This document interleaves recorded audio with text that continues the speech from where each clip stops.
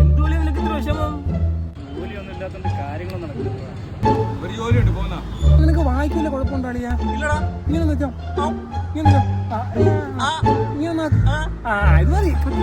പറ്റും പറ്റും ജോലി എന്താ? ബ്ലോച്ചോ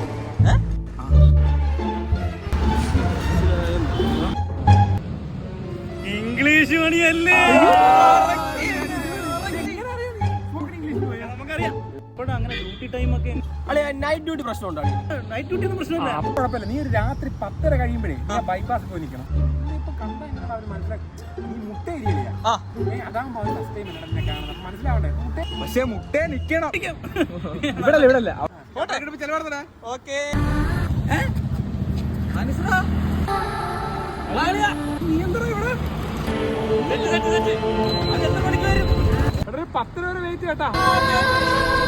അറിയാം, അടുത്ത പ്രാവശ്യമേ കാനഡ കടത്തി വിടുന്ന പറഞ്ഞേ ഈ വണ്ടിയിൽ ഗുജറാത്തിൽ കൊണ്ടുവിടാം. Okay okay.